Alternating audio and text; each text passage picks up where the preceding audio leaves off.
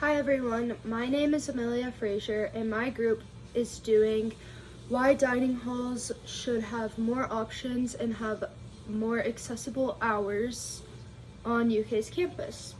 So my role of the project is the visualization step, and basically I'm just going to be talking about the positive and negative outcomes if these changes were made.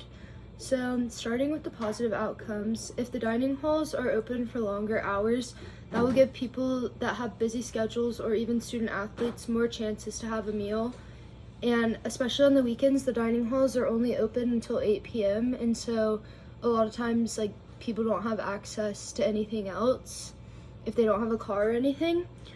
And then if more options are offered in the dining halls, people who are vegan or vegetarian or anyone that has a dietary restriction are automatically going to be benefited by that because they're able to find more things that they can eat and they won't just eat the same things every single time they're in the dining hall.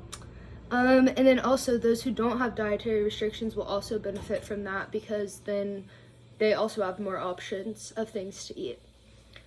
So that's what I've gathered from the positives so far. And then for the negative outcomes, if the dining halls don't make these changes, things would just stay the way they are right now, which students don't have access to dining halls past 10 p.m. on the weekdays and past 8 p.m. on weekends. And I just don't think this is very realistic for a college student because most college students are up way past 10 p.m. on weekdays, and a lot of times they're hungry.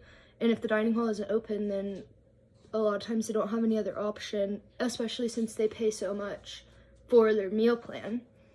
And then basically the same thing, if the students who have dietary restrictions, they're just stuck with options that are not sufficient for their diets and they don't get every food group and stuff.